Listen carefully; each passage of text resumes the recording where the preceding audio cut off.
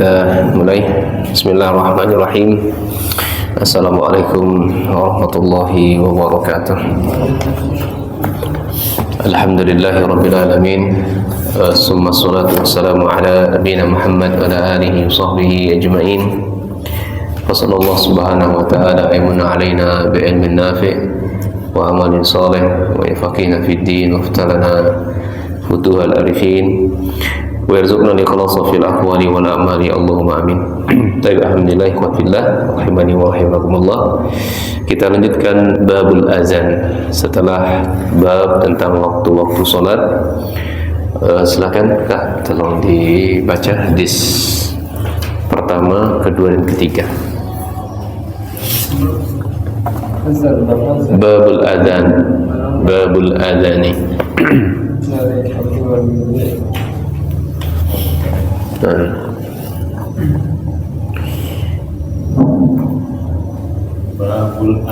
Babul adzani. Qala mu'allif rahimahullah. Babul adzani.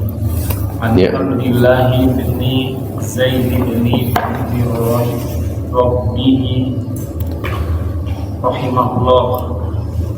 Qala tafabi wa ana nahimun rajulun faqala taqulu Allahu akbar fadzakara al-adana bitarbi'il takbiri bi ghairi tarjihi wal iqamata urada illa qad qamatis salatu. Qala falamma asbahtu ataitu Rasulullah sallallahu alaihi wasallam faqala inna hadha ru'ya haqq.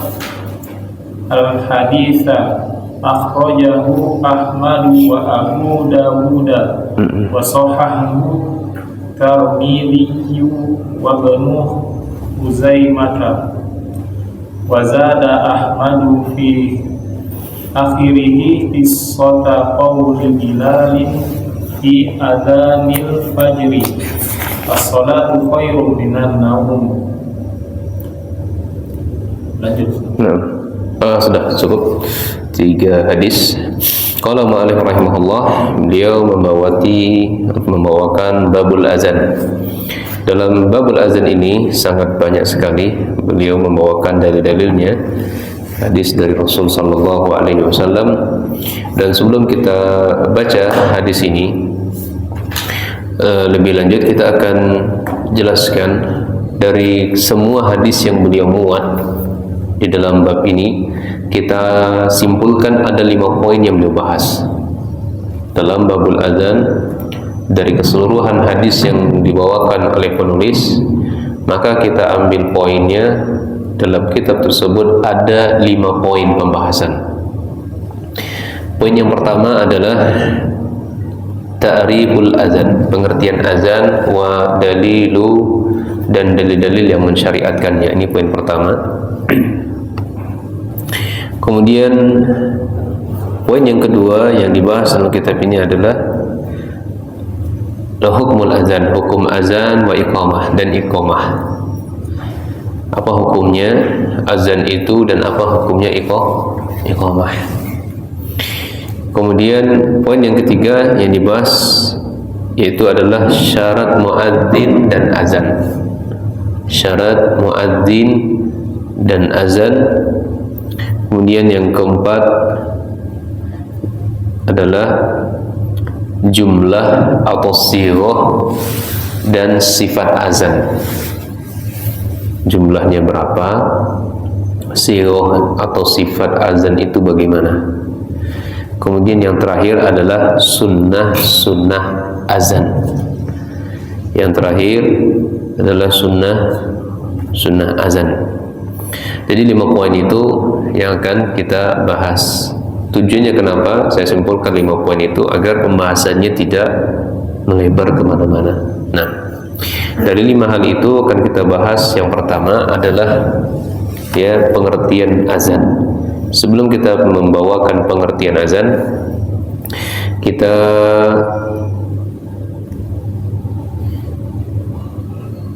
bagusnya kita baca dulu terjemahan hadisnya. Dari sahabat Abdullah bin Zaid, semoga Allah meridhoinya. Beliau mengatakan, "Tawha bi wa ana naimun." Dalam keadaan tertidur saya bermimpi. Mimpi saya itu saya sedang dikelilingi oleh rajulun, oleh seseorang. Yang mimpi siapa di sini? Poinnya sahabat Abdullah bin Zaid yang bermimpi. Mimpinya apa? Dia sedang dikelilingi atau ditawafi oleh seseorang. Taqulu, faqala taqulu, orang itu mengatakan kepada Zaid, Allahu Akbar, Allahu Akbar. Fadzakara al-adzan, intinya beliau menyebutkan, orang tersebut kepada Zaid menyebutkan sifat-sifat azan, ya, sifat-sifat azan. Bitarbi'i takbir bighairi tarji', menyebutkan ada 4 takbir, ya, tanpa ada tarji', pengulangan. Ya, Allahu Akbar, Allahu Akbar, 2 kan? Sama 1 lagi, Allahu Akbar, Allahu Akbar. Nah, ini tanpa ada pengulangan lagi. Wa iqamatul furada, dan iqamah sendiri saja, Allahu Akbar, ya, Allahu Akbar. Illa qad qamatis shalah, kecuali ketika mengucapkan qad qamatis shalah itu harus 2 kali, ya, harus 2 kali. Qad qamatis shalah, qad qamatis shalah. Qala falamma asbahtu, ataitu Rasulullah SAW, ketika pagi hari, berarti tidur mimpinya kapan? Malam. Ini sifat mimpinya malam. Para ulama ketika menjelaskan hadis ini sepertiga malam. Jadi Zaid ini bermimpi di sepertiga malam. Aku mendatangi Rasulullah SAW di pagi hari, setelah subuh tentunya. Innama, kemudian faqala, sebenarnya ada lanjutan ayat ini, lanjutan hadis ini, namun perawi di sini langsung menyingkat saja, mengatakan, dia menceritakan tentang kejadian, ya, yang dialami dalam mimpi.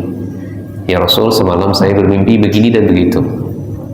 Maka Nabi SAW mengatakan, innaha la ru'yatun haqqun, sesungguhnya mimpimu ini mimpi yang benar. Jadi mimpinya dibenarkan oleh Rasul Sallallahu Alaihi Wasallam. Tapi dalam hadis yang kedua, fi akhir kisah, di akhir kisah dari hadis ini, ya, qaul Bilalin fi adzanil fajr, yang mengazani, yang melantunkan azan atau yang mensyiarkan azan itu adalah Bilal. As-salatu khair minan naum. Jadi di akhirnya, ini salat fajar, ya, di akhir kisah ini tentang salat fajar ditambahkan as-salatu khairum minan naum. Kemudian hadis berikutnya, minas sunnah, termasuk dari sunnah, iza qala al-muazzin fil fajr, ketika muazzin mengatakan, ini bagian dari sunnah, hayyal al-falah, qala as-salatu khairum minan naum. Setelah itu baru dia mengucapkan as-salatu khairum minan naum. Ini posisinya kapan kita mengucapkan as-salatu khairum minan naum. Baik, ini terjemahan hadisnya. Dari hadis yang kita bacakan di atas, maka poin yang pertama adalah pengertian azan dan dalil yang mensyariatkannya. Azan secara bahasa itu adalah, ya, secara bahasa i'lamun. Al-i'lamu artinya pengumuman. Selain dari pengumuman apa? Pemberitahuan, seruan, apa lagi? Itu panggilan. Nah, i'lam, panggilan, seruan, pemberitahuan, ya, dan seterusnya dari mana-mana yang sama.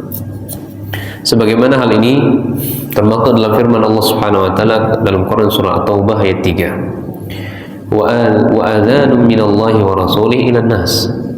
Wa adzanun minallahi wa rasulihi ilan nas. Dan inilah seruan dari Allah dan Rasulnya untuk manusia. Jadi azan itu seruan dari Allah melalui risalah Rasul sallallahu alaihi wasallam kepada manusia. Secara istilah al-azan adalah ta'abbudu lillah bi zikrin maqsusin. Seseorang beribadah kepada Allah dengan zikir-zikir tertentu. Wa ba'da dukhuli waqti shalah, dan telah masuknya waktu salat li'ilami bihi, tujuannya untuk diumumkan atau diserukan atau dikumandangkan ibadah kepada Allah, kemudian dia itu zikir-zikir tertentu sifatnya khusus, kemudian yang ketiga mengumandangkannya setelah masuknya waktu sholat. Itu namanya azan.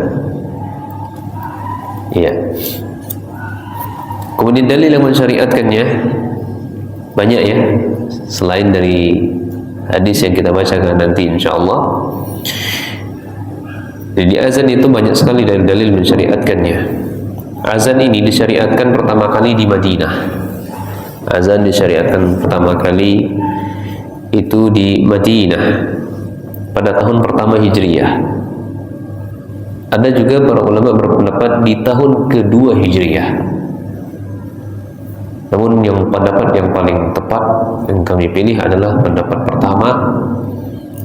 Ini azan awal pertama kali dikumandangkan di Madinah pada tahun awal Hijriyah, awal-awal Rasul SAW hijrah. Sebagaimana hadis sahabat Ibnu Umar, di mana beliau berkata, kana muslimuna hina qadimu Madinah yajtami'una fa yatahayyarun salata. Ketika kaum muslimin datang ke Madinah, yaitu hijrah ke Madinah, mereka yajtami'un, berkumpul-kumpul, kemudian memperkirakan waktu salat. Laisa yunada laha, tidak ada yang menyeru waktu itu. Fatakallamu yawman fi dzalik, akhirnya mereka saling bincang-bincang. Ya, pada suatu hari mereka saling bincang-bincang. Faqala ba'duhum ittakhadhu naqusan misla naqusin nasara. Salah satunya mengatakan, bagaimana cara kita mengajak orang untuk sholat? Salah satu di antara mereka punya ide, kita ambil saja, ya, kita tiru saja bagaimana orang Nasara manggil sholatnya. Orang Nasara manggil ibadahnya gimana? Teng, teng, teng, ya, lonceng ya. Nah, waqala ba'duhum bal buqan misla qarril yahud. Sebagian sahabat punya ide juga, bagaimana kalau kita contoh saja Yahudi, ya, gimana Yahudi manggil orang ibadah? Trompet ya. Nah, jadi trompet itu syiarnya Yahudi, lonceng itu syiarnya Nasara. Sahabat ingin menjadikan satu dari dua hal ini. Ya. Faqala Umar, maka Umar mengatakan, awala taba'athu rujulan yunadi bis-shalah. Umar berkata, bukankah lebih baik dengan mengumandangkan suara untuk memanggil orang-orang salat? Apa kata Umar tadi? Menyanggah sahabat tadi, bukankah lebih baik mengumandangkan suara untuk memanggil orang salat? Maka Nabi SAW mengatakan, ya, Ya Bilal, wahai Bilal, qum fanadi bis salah. Wahai Bilal, berdiri, bangunlah, tegaklah, serulah manusia dengan suara, serulah manusia dengan suara untuk sholat. Jadi hadis itu adalah hadis ya asal muasal atau yang melatar belakangi kenapa azan itu harus dengan suara, karena hasil dialog, hasil berbincang-bincang, hasil ide para sahabat, dan mereka saling memberikan masukan. Allah Subhanahu wa taala berfirman, ya ayyuhallazina amanu idza nudiya lis-shalah. Hai orang beriman, ya apabila engkau disuruh untuk salat, artinya dengan suara. Dari sahabat Malik bin Huwairis, Nabi SAW mengatakan, "Idza hadaratis shalah falyu'adzil lakum ahadukum wal yu'ammakum akbarukum."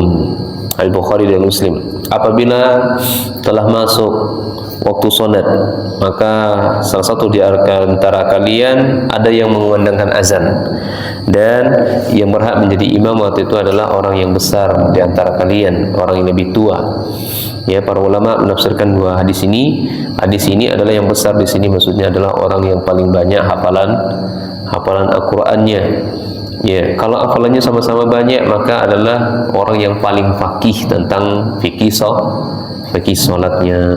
Baik. Dalam hadis lainnya, wa idza hadaratis shalah falyu'adzin ahadukum wal yu'ammakum aktsarukum Qur'an. Ini yang kita sebutkan tadi. Baik. Ini poin pertama. Ta'rif, pengertian dan dalil yang mensyariatkannya. Sekarang hukum azan. Ya, hukum azan. Hukum azan, para ulama mereka berselisih pendapat tentang hukum azan ini. Sebagian para ulama beranggapan azan itu hukumnya sunnah kifayah. Sunnah kifayah, kalau ada seseorang melakukannya, yang lainnya gugur. Sunnah kifayah pada hakul jamaah, pada jamaah. Adapun sunnah ainiyah, ya ini pada hak sendiri. Paham maksudnya? Sunnah kifayah untuk jamaah. Jadi untuk ramai-ramai orang itu jatuhnya sunnah kifayah. Hukumnya sunnah tapi kifayah. Iya. Tapi kalau untuk sendiri maka azan itu sunnah ainiyah. Musafar nih, musafar, nggak ada yang sholat bersama kita, sendiri kita sholatnya, sholat jamaahnya sendiri. Nggak ada orang yang ikut. Intinya kita sholat jamaah, sholat fardu itu sendiri. Maka azan itu sunnah ainiyah, bukan fardu ain, tapi sunnah ainiyah.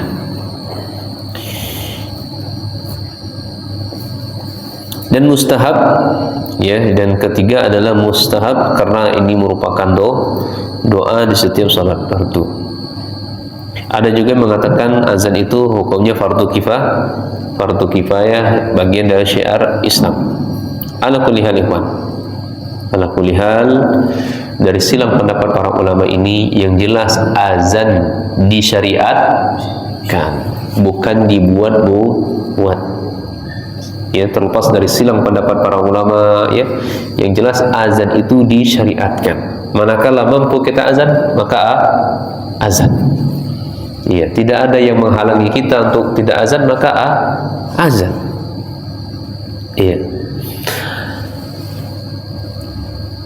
Ini bagi siapa? Bagi laki-laki. Ya, jadi azan itu hukumnya bagi laki-laki. Adapun wanita, ya para ulama menganggap wanita itu jika dia sendirian, ya, jika dia sendirian boleh baginya. Iya. Jadi dia sendiri yang mendengarnya, dia sholat sendirian di rumah, dia azan. Iya. Atau yang kedua, terdengar oleh jamaah wanita lain. Iya. Sholat berjamaah biasanya pondok pesantren. Dia punya musola sendiri atau masjid sendiri, dia azan tanpa mikrofon, dia azan cukup terdengar oleh jemaah wanita. Ya, apabila didengar oleh laki-laki asing, maka haram atas mereka, ya. Dan azan itu karena sifatnya adalah mengangkat suara, dikhawatirkan akan timbul fitnah. Nah, jadi azan itu adalah sunnah untuk setiap sholat. Azan itu adalah sunnah untuk setiap sholat 5 waktu, baik yang hadir maupun yang luput darinya. Kalau luput dari nani maksudnya adalah ya ketika dia sedang safar. Jadi sunnah yang harus ada setiap sebelum sholat. Dan apabila jika seorang menggabungkan sholat atau mengqadanya pada satu waktu, maka cukup baginya 1 kali azan. Menggabung, menjamak, bahasa ya lebih terkenalnya menjamak, atau mengqadha atau sholat yang tertinggal karena mungkin sakit 2 hari, 3 hari, atau enggak sadar selama seminggu atau sebulan. Nah, dalam posisi seperti ini ya azan cukup baginya 1 kali dan 2 iqamah. Iya. Mana dalil yang menunjukkannya? Dalilnya nanti kan juga kita baca, maka kita simpulkan di sini. Dalilnya adalah shalla zuhra wal asra bi Arafah bi adanin wahidin wa iqamataini. Adalah Rasul sallallahu alaihi wasallam, ini dari Jabir yang menceritakan, dulu ketika Nabi SAW salat zuhur dan salat asar di Arafah dengan 1 azan dan 2 iqamah. Ini Nabi loh. Salat zuhur dan salat asar, apa namanya nih? Di jamak. Posisinya di mana? Di Arafah. Azannya 1 kali dan iqamahnya 2 kali. Jadi sholat zuhur 4 rakaat dulu. Kalau orang menjamak maka zuhurnya 2 rakaat. Azan dulu, Allahu Akbar, Allah, selesai azan, baru dia sholat ya iqamah. Ya setelah iqamah dia sholat 2 rakaat atau 4 rakaat. Setelah selesai salam, bangkit lagi, iqamah lagi. Wasal maghrib wal isya di Muzdalifah. Demikian pula Nabi SAW salat maghrib dan isya-nya di Muzdalifah bi azan wa iqamatan. 1 azan dan 2 iqamah. Hadis riwayat Muslim. Hadis lainnya juga sama. Innal musyrikina syaghalu Rasul sallallahu an 4 salawati yaumul khandaq hatta dhahaba min al-lail ma syaa Allah fa amara Bilalan fa adzana thumma aqama fa shalla az-zuhra thumma aqama fa shalla 'asra thumma aqama fa shalla al-maghrib thumma aqama fa shalla al-isya. Masyaallah, ini terjadi ketika perang Hunain. Terjadi di perang Hunain. Perang Khandaq, ya, Yaumul Khandaq. Perang Khandaq. Rasul sallallahu alaihi wasallam tertinggal berapa salat di sini? Salat zuhur, salat asar, salat maghrib, salat isya dalam 1 waktu. Karena lagi perang. Salat ketika masuk waktu zuhur, Nabi tinggalkan salatnya dulu, orang perang dulu. Masuk waktu asar, tidak salat Nabi SAW dengan sahabatnya, perang lagi. Jadi dari salat zuhur, asar, maghrib, isya posisinya masih dalam keadaan perang. Maka Nabi SAW memerintahkan Bilal azan, 1 kali azan, kemudian iqamah untuk salat zuhur, kemudian iqamah untuk salat asar. Setelah salam, baru beliau salat iqamah lagi untuk salat maghrib dan iqamah lagi untuk salat isya. Ini dilakukan kapan ini? Dilakukan di waktu isya. Jadi kalau ada bertanya, boleh nggak sholat zuhur dikerjakan waktu isya? Jawabannya boleh. Bolehnya kapan dulu? Sebabnya apa dulu? Iya. Kalau sebabnya karena berdagang, sebabnya karena nukang, sebabnya karena ngojek, sebabnya karena pekerjaan, maka ini tidak boleh. Maka sebab yang disebutkan dalam hadis ini adalah sebabnya darurat. Nggak bisa dia tinggalkannya. Kalau ditinggalkannya bisa kalah, bisa banyak sahabat yang terbunuh, mati konyol bahasa kitanya begitu. Ya, meskipun ada tata cara sholat perang, ada, nanti akan datang penjelasannya. Ya, tapi Nabi SAW meskipun ya memahami bolehnya sholat dalam keadaan perang, tapi Nabi tunda. Ada maslahat yang lebih besar waktu itu. Nah, baik, di poin kedua sudah selesai. Kita masuki poin yang ketiga adalah syarat muadzin dan azan. Muadzin itu adalah orangnya, azan itu adalah berupa sigho atau kalimatnya. Sekarang kita sebutkan syarat muadzin. Yang pertama, muadzin itu adalah harus Islam. Ya, muadzin itu harus Islam. Tidak termasuk Islam berarti kafir. Orang kafir menggunakan azan maka sah atau tidak? Jawabnya tidak sah. Yang kedua adalah berakal. Adapun orang yang tidak berakal seperti orang gila, majnun,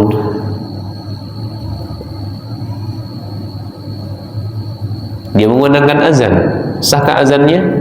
Maka jawabnya tidak sah. Dia harus berakal. Tamyiz itu adalah yafhamul khitab, anak-anak, tapi dia kalau kita ajak bicara nyambung. Ya, anak-anak kalau diajak bicara dia nyambung. Tanya ayahnya, tanya ibunya, siapa nama ayahnya, nama ibunya, kamu sudah makan. Intinya kita ajak ngobrol, ya jawabnya bagus. Nah, itu tamyiz namanya. Ketika dia mengazankan azan maka sah azannya. Yang kedua, yang berikutnya adalah yang keempat adalah laki-laki. Iya, berarti kalau perempuan maka tidak memenuhi syarat. Nah, ini 4 syarat yang harus dipenuhi. 4 syarat yang harus dipenuhi. Kalau bisa dikatakan ini adalah syarat wajib. 4 ini syarat wajib. Kemudian yang berikutnya ada syarat penyempurna. Ya, jadi muadzin itu ada syarat wajib dan syarat penyempurna. Syarat penyempurnanya yang pertama adalah dia harus memiliki sifat yang adil dan amanah. Sifat yang adil dan amanah. Adil itu maksudnya gimana? Dipercaya maksudnya dia paham tentang waktu sholat. Kapan waktu sholat masuk, dia mengumandangkan azan. Dan amanah, jangan waktunya sudah masuk dia masih keluyuran, masih rewang sana rewang sini. Ini bukan amanah namanya. Jadi dia harus mengetahui kapan masuknya waktu salat. Hal ini sudah diingatkan Rasulullah SAW. Al-imamu dhaminun. Iya, seorang imam itu penanggung jawab untuk salat. Wal muadzin mu'tamanun. Sedangkan muadzin itu adalah orang yang bisa dipercaya. Kemudian Nabi SAW memberikan doa, Allahumma arsyid al-immah waghfir lil muadzinin. Ya Allah, berilah petunjuk pada para imam dan ampunilah para muadzin. Ini doa khusus Nabi SAW untuk para muadzin. Kemudian syarat berikutnya sebagai penyempurna, yakni mereka irfa' saut, mengangkat suara dan tempat-tempat yang diadakan sholat jemaah di dalamnya. Jadi azan itu di dalam masjid atau di tempat-tempat ditegakkannya sholat. Yang terakhir adalah memiliki suara yang bagus. memiliki suara yang bagus, yang merdu. Nanti kedatang hadisnya yang akan kita baca insyaallah. Sebagaimana ya Abi Mahzurah dan Bilal bin Rabah. Nah, yang kedua adalah sekarang syarat azan. Tadi syarat muadzin, sekarang syarat azannya. Azan itu dikumandangkan atau sah atau dianggap sah apabila telah masuk waktu. Ketika tidak masuk, maka azannya tidak sah. Dan azan subuh itu boleh dilakukan 2 kali ya. Diperbolehkan melakukan 2 kali. Ini sebelum waktunya subuh dan ketika waktunya sudah masuk, artinya terbitnya fajar shadiq. Ya. Jadi sebelum fajar muncul, orang-orang mengumandangkan azan, itu hukumnya boleh.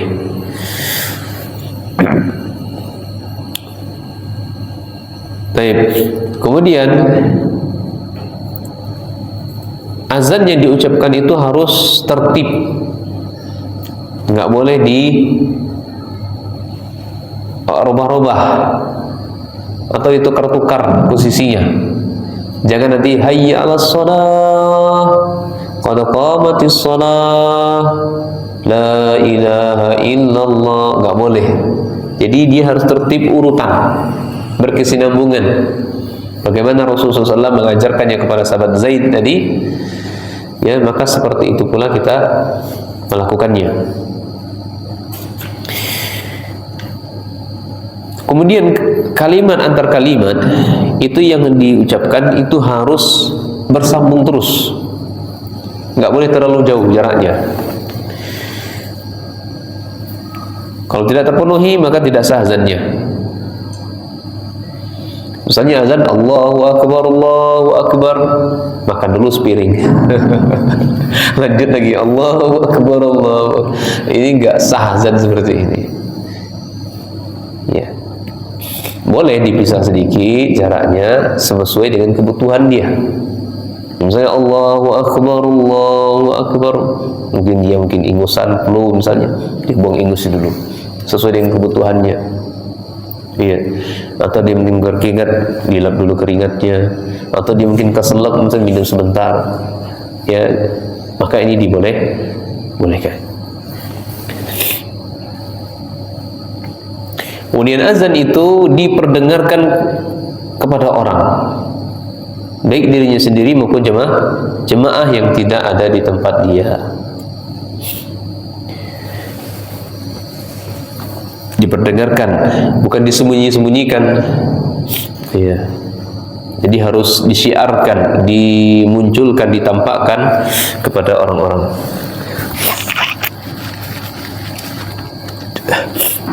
Baik, poin yang keempat. Sekarang jumlah atau sighah dari sifat azan. Ya, jadi insyaallah malam ini selesai semua. Kalaupun tidak dibaca hadisnya, saya anggap sudah selesai. Ya, ini kesimpulannya yang dibaca. Jumlah dan sighah atau sifat azan. Berdasarkan hadis yang kita baca, itu sighahnya atau sifat azannya atau jumlah azannya ada 19 kalimat, ada yang 15 kalimat, ada yang 17 kalimat. Jadi azan itu beragam jumlah kalimatnya. Jadi poinnya ada 3 model azan di sini. 3 model azan, semuanya sahih. Semuanya sahih, boleh dilakukan yang 19, boleh 15, ada yang 17. Semuanya dalilnya sahih, kuat-kuat semuanya. Kita masuki model yang pertama, azan dengan 19 kalimat. Azan dengan 19 kalimat dan iqamahnya 17 kalimat. Dengan contoh, lafaz takbirnya itu 4 kali. Ya, coba nanti dihitung. Takbirnya 4 kali. Allahu Akbar, Allahu Akbar, Allahu Akbar, Allahu Akbar. 4 kali ya. Kemudian 2 kalimat syahadatannya itu diulang secara pelan. Ya. Allahu Akbar 4 kali itu suaranya lantang. Kemudian 2 kalimat syahadatain itu suaranya pelan. Asyhadu an la ilaha illallah, asyhadu an la ilaha illallah, asyhadu anna Muhammadar Rasulullah, asyhadu anna Muhammadar Rasulullah. Nah, pelan suaranya. Kemudian baru diulang lagi syahadatain tadi dengan suara yang lantang. Asyhadu an la ilaha illallah, dan seterusnya. Ya, asyhadu an la ilaha illallah, asyhadu anna Muhammadar Rasulullah, dan seterusnya. Dan hayya 'alas salah seperti biasa kita azan. Hayya 'alal falah, hayya 'alal falah, suara keras. Allahu akbar, la ilaha illallah. Ya, ini 19 azannya dan iqamahnya 17. Ini disebut dengan azan Abi Mahzurah. Ya, azan Abi Mahzurah yang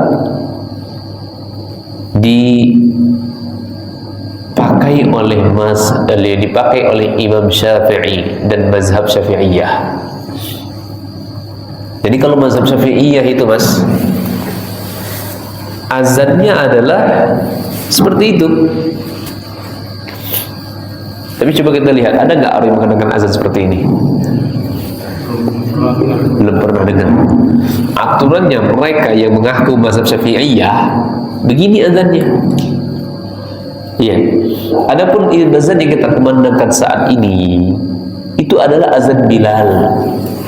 Azan Bilal yang dipakai oleh Imam Malik, Imam Abu Hanifah, Imam Ahmad, mungkin kalau ada mazhabnya yang keempat ya mazhab Sa'ad bin Lais, tapi mazhab beliau punah, tenggelam, ya dihancurkan kitab-kitabnya oleh orang-orang jahat, murid-muridnya ya orang-orang yang mengaku pada mazhabnya Malikiyah.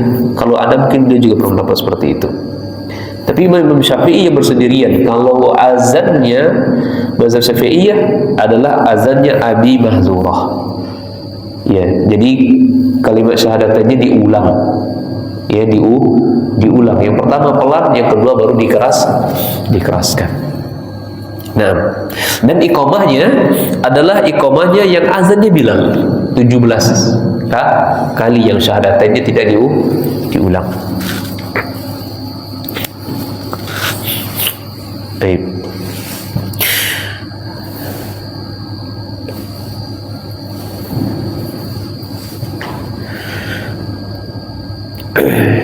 Dan iqamah 17 kalimat, yaitu hadis yang berikutnya adalah wa alimni iqamah marratain.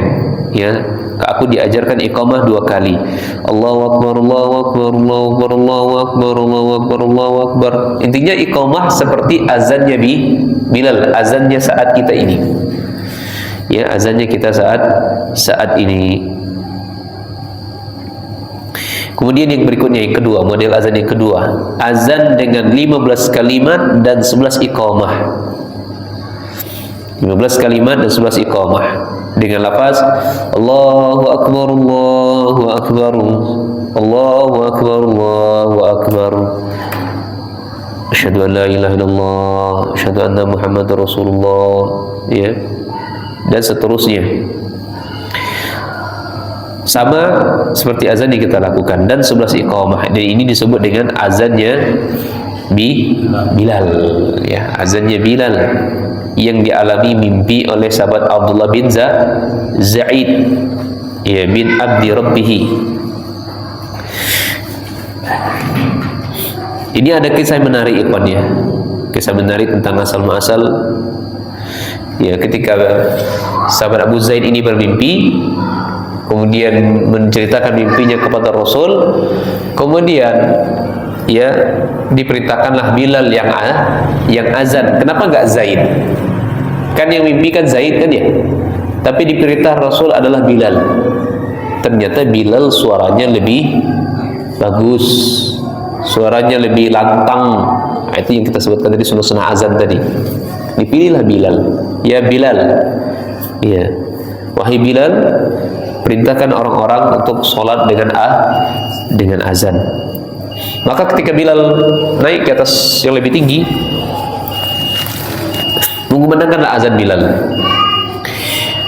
Ketika mendengarkan azan, Umar bin Khattab terbangun. Ya, subhanallah, bahasa kita begitu ya, tapi Umar tidak mengucapkan itu. Kaget beliau, takjub. Kemudian beliau bergegas menemui Rasulullah SAW. Ya, bergegas menemui Rasul. Ya Rasulullah, ini azannya ini, yang kayak begini nih, yang suaranya kayak begini. Itu saya juga bermimpi. Saya bermimpi yang kayak begini. Ya, maka Nabi SAW mengatakan ya Pak, ya, falillahi hamdu. Ya, falillahi hamdu. Intinya Nabi SAW, maka milik Allah segala pujian dan sanjungan. Baik. Kemudian azan berikutnya adalah pada model ketiga, azan dengan 17 kali kalimat. Ya, ini sama dengan cara azan pertama, akan tetapi takbir pertama hanya diucapkan 2 kali. Ya, bukan 4 kali.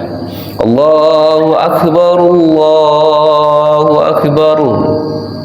Sudah. Lanjut, asyhadu an la ilaha illallah. Lanjut seperti azan biasa yang kita lakukan, cuman takbirnya saja yang tidak diulang.